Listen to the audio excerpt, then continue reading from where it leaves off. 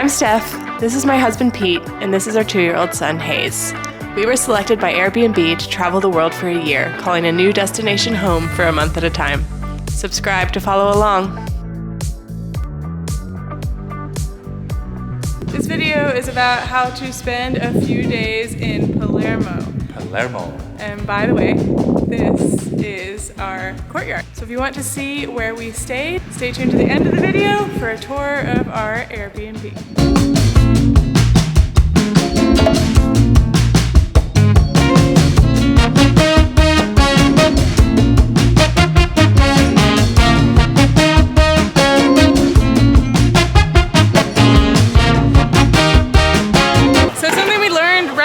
Is that 2 of Palermo's main roads are totally pedestrian only.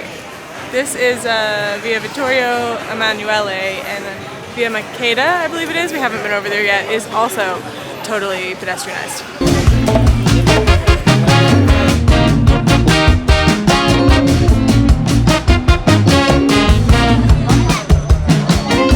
Just put Hayes down, enjoying a glass of wine on our insane patio.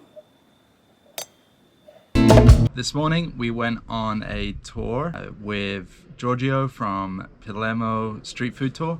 Our first stop was Capo Market. Capo means head, and it used to be the start of many connected markets, and this section of it, I guess, is what remains today. The produce was all really local, and something that our guide Giorgio pointed out to us was how they listed exactly where the produce was from. At the start of the market, we got to see lots of the fresh seafood, which looked delicious and was really quite inexpensive. And Giorgio talked about how fish, just like produce, is also seasonal, so you'll see different fish there at different times of the year. They were showing off the gills to show how fresh their produce was. We then stopped for a glass of wine. We've been told that Sicilian wines are something that we should be drinking lots of whilst we're here, and this was a really good start. We continued on down the market, making our way to a stop for arancini.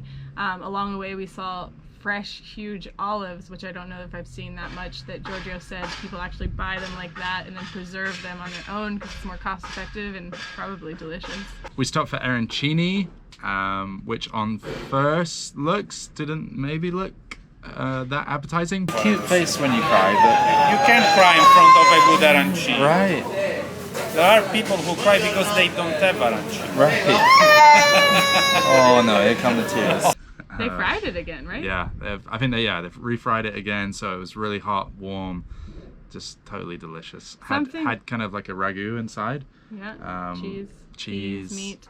Something I've noticed about Sicilian street food is that, at least to me, on first look, some of it doesn't look that great, but then they either reheat it or they refry it and it comes out absolutely delicious. So the first thing we actually had on the tour right when we got to Capo Market was sfincione, which to me tasted almost exactly like pav bhaji, Mumbai street food. It's kind of like tomato sauce mashed with onions on top of a focaccia-like bread. I hope that's doing it justice. But again, they don't actually make it in their cart. They're buying it from other bakeries, but then once he reheated it and gave it to us, it was delicious, and it was right up Hayes' alley too. Same thing with the arancini. I totally would have walked by this place because it looked kind of old and stale, but then when it came out to us, it was piping hot and delicious. After that, we continued a little bit further and we walked to another market, La Vucceria. This one, he explained, was a little bit more touristic now. It obviously didn't used to be that way, but we walked to what was an old kind of square of a fish market and we tried intestines. This is stigiola. Let's call things with their own name. Stigiola. Intestines. Not mind, not human. Veals. Veal. Alright. So, first try of stigiola. Lot of lemon, lot of lemon, lot of lemon. Go quick, I'm out of battery. Okay. And then... Alright, I'm gonna go for this piece. A little bit of salt. Go! Yeah, it's not bad. Chewy. Okay, eating intestine. It's not as bad as I expected. No. I don't know what I expected. It's a little bit chewy. That's the only. Yeah, maybe. It's chewy for him. I think you can do it. Sorry if I feel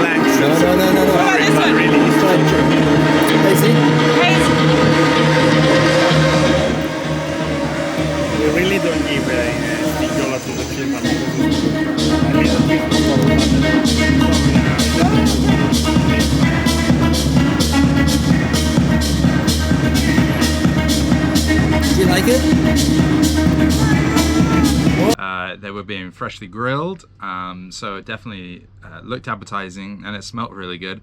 Weren't sure, you know, what we were going to think of it, and then actually we ended up really enjoying it. And I think what was also fun for us is that Hayes wanted to try some, and he ended up having a few pieces. Giorgio was a little worried about him trying it, just given that it's quite chewy, and didn't want, you know, Hayes to potentially choke on it. But we gave him some smaller pieces, and Hayes, I don't know, he loved it, which is what this is all about.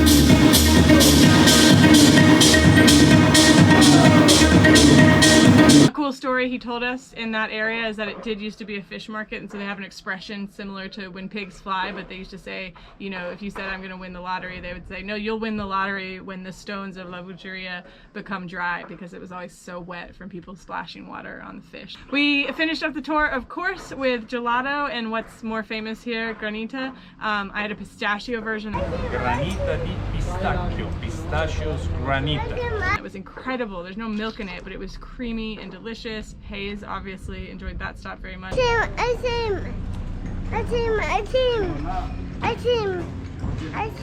we had some espresso, but perhaps what was my favorite part of the tour was we were asking about cannoli, and when I asked him about that, he lit up and explained to us his entire process for making his own ricotta. I asked where the best place was, and he explained to me that the very best ricotta in Palermo is at his house, and every 3 days he mashes it and does this whole process, and then he adds just a little bit of sugar, and then on top a little cocoa powder and grated pistachios, and has it for breakfast.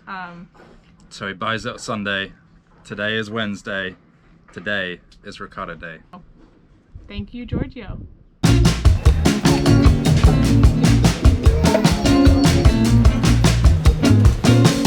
Tell us what's going on. So just witnessed a wedding in some square, and yeah, it was really cool. Obviously it was a military wedding because he had all his friends in arms, and they walked through their swords, which was pretty cool, and then some confetti cannons, and it was a good time.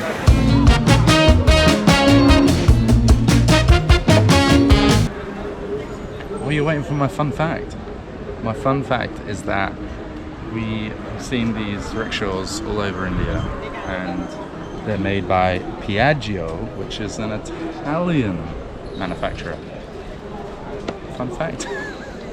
Feel almost as strongly about ricotta as our tour guide, Giorgio, and he recommended this place for cannolis. We're at Pasticceria Costa near the Four Corners. Hayes is desperate. Hayes is freaking out. It's been really bad.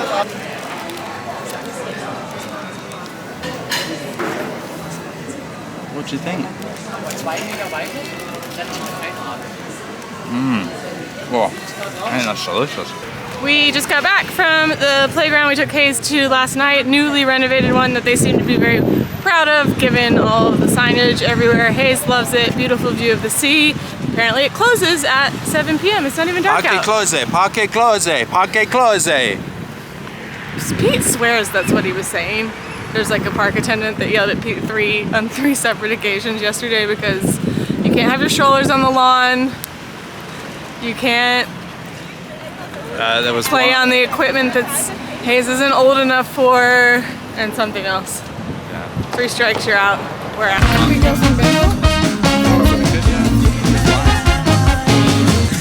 We stopped for a pre-dinner drink on the beach. Pre-dinner drinks are a necessity here because the restaurant doesn't even open until 8 o'clock.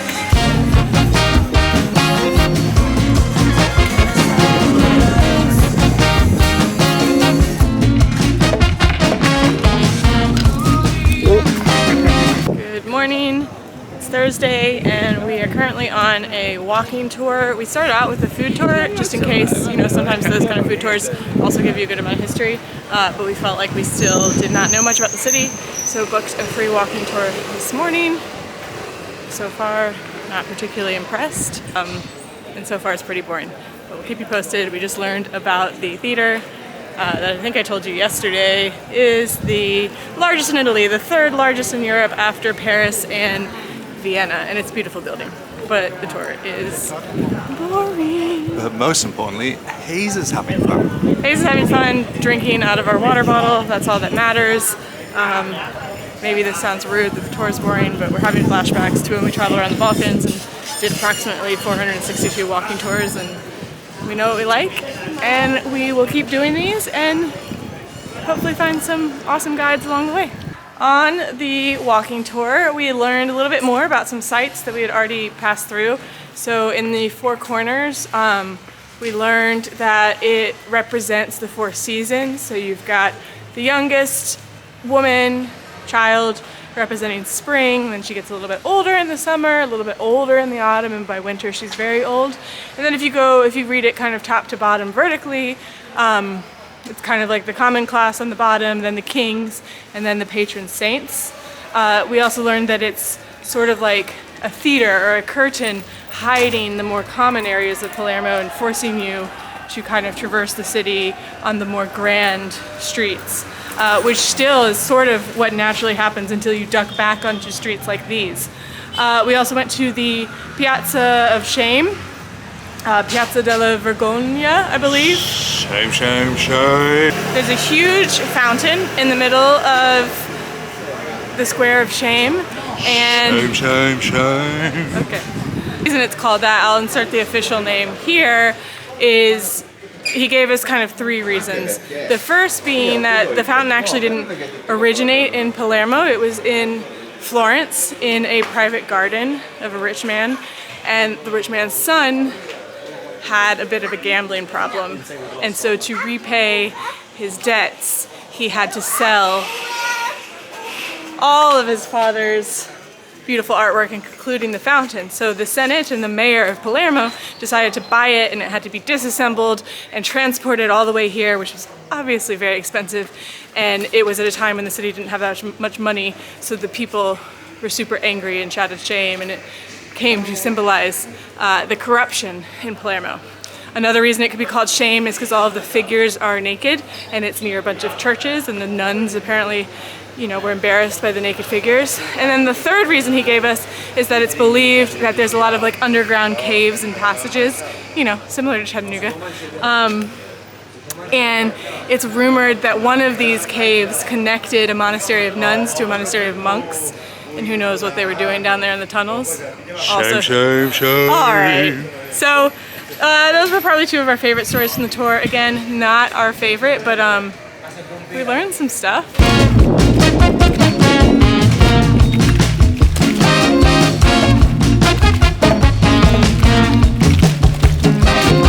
In search of the best views, sometimes I've got to put a bit of work in.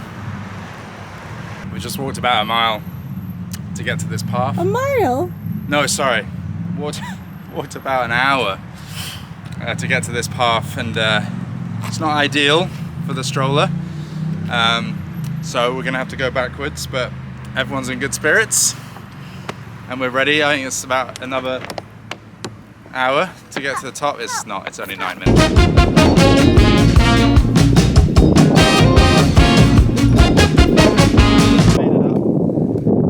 I think this is like the first viewpoint. You can actually keep going up further sections, and I'm sure the view gets even better, but I think this is okay for me, because I'm absolutely shattered.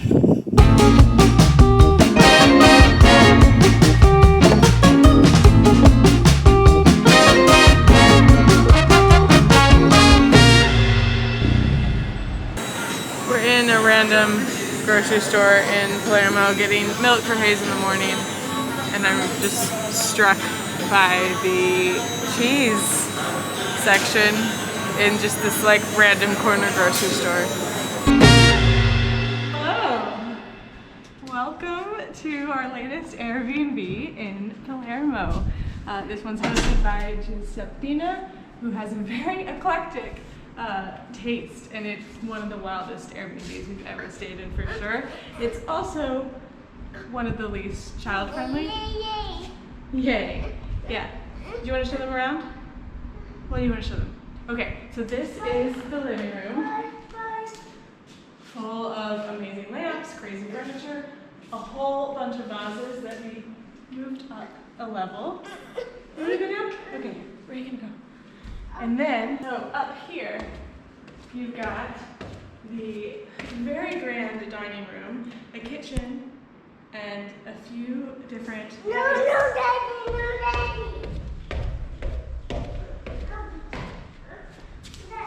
This here is the grand dining room. Probably won't be using it. Pretty cool to look up over it into the living room. Here we've got Hayes turning on the oven. You cannot turn your back on Hayes for a minute in this apartment. This one is the smaller of the two balconies, but probably has the best view. Let's go outside. And then a huge, lovely outdoor space just through here.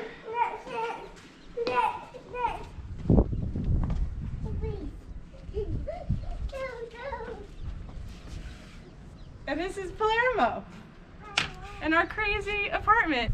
But this place is pretty extraordinary, and I like want to cry every time we're checking into an Airbnb apartment because this is unreal.